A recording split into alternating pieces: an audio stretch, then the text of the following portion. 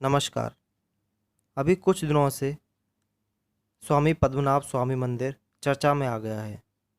इसके मैनेजमेंट को लेकर जो कोर्ट में याचिका दी थी, उस पर एक फैसला आया है कि किसके पास मंदिर का अधिकार होगा। राजा मार्तंड वर्मा की आज की रॉयल फैमिली का, जो तब से ही मंदिर में सेवक की तरह काम कर रहे हैं, या फिर इंडियन गवर्नमेंट का। 20वीं सदी में मंदिर को मैनेज करने के लिए एक बोर्ड बनाया गया, त्रावणकोर एंड कोचिन देवास्वाम बोर्ड्स। 1947 में जब देश आज़ाद हुआ तो पूरे भारत में सभी मंदिर ट्रस्ट को दे दिए गए। ट्रस्ट जो कि गवर्नमेंट द्वारा अपॉइंट होते हैं। लेकिन इस मंदिर में एक अलग व्यवस्था की गई। जब त्रावणकोर का 1949 में भारत में विलय हुआ तो राजा ने मांग की कि पद्मनाभ स्वामी मंदिर का मैनेजमेंट हम ही करेंगे। तो जब गवर्नमेंट द्वारा Travancore Kochi religious institution act 1951 पास किया गया, तो उसमें ये मेंशन किया गया कि ये मंदिर राजा की रॉयल फैमिली के पास ही रहेगा। गवर्नमेंट इसका मैनेजमेंट नहीं करेगी। जो लास्ट महाराज थे त्रावणकोर के, उनका नाम श्री चित्र तिरुनल बलराम वर्मा था। ये 1924 में ही राजा बन गए थे। 1949 तक यही राजा बने हुए थे। 1949 में जब त्रावणकोर का भारत में विलय हुआ तब यही महाराजा थे।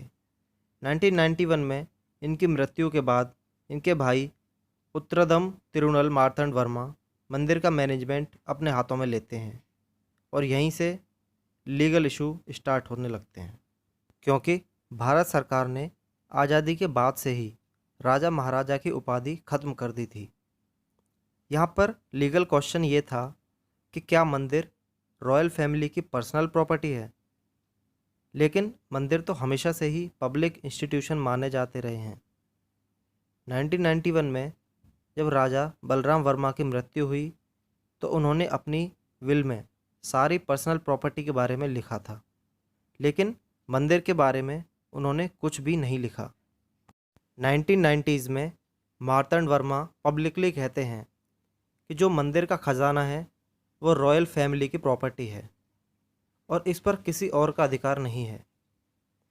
इन बातों को सुनकर कई श्रद्धालु नाराज़ हो गए, जिनमें रिटायर्ड आईपीएस ऑफिसर सुंदरराजन भी थे। जैसा कि मैंने अपनी पिछली वीडियो में बताया है, उन्होंने कोर्ट में अपील की कि मंदिर का मैनेजमेंट गवर्नमेंट संभाले। 2011 में यह अपील की गई, जिसमें केरल हाई कोर्ट में यह फैसला दिया कि मंदिर का मैनेजमेंट एक गवर्नमेंट अथॉरिटी द्वारा किया जाएगा और राजा मार्तंड वर्मा, जो कि राजा के भाई हैं, राजा घोषित नहीं हुए हैं, इसलिए मंदिर पर उनका और उनकी रॉयल फैमिली का कोई अधिकार नहीं है। इस फैसले के खिलाफ रॉयल फैमिली सुप्रीम कोर्ट में गई और 2011 में ही सुप्रीम कोर्ट ने केरल हाई कोर्ट के फैसले को स्टे कर दिया और सुप्रीम कोर्ट ने मंदिर के लिए एक गवर्नमेंट कमेटी अपॉइंट की और मंदिर का मैनेजमेंट इस तरह सरकार के हाथों में चला गया। अब 2013 में राजा मार्तंड वर्मा की डेथ हो जाती है और उनके भांजे राजा बनते हैं। त्रावणकोर में राजा का बेटा राजा नहीं बनता, राजा का भांजा राजा बनता है। अब सुप्रीम कोर्ट ने फैसला दिया है कि रॉयल फैमिली से कोई रूलर नहीं होगा, यानी अब अगला राजा कोई नहीं बनेगा, लेकिन मंदिर के मैनेजमेंट पर रॉयल फैमिली का अधिकार रहेगा। अब दो कमेटी बनाई जाएंगी, एक एडमिनिस्ट्रेटिव कमेटी जो मंदिर का प्रशासनिक काम संभालेगी और इस कमेटी के हेड होंगे तिरुवनंतपुरम डिस्ट्रिक्ट के डिस्ट्रिक्ट जज। इसके साथ ही इस कमेटी का मेन मेंबर रॉयल फैमिली से अपॉइंट किया जाएगा।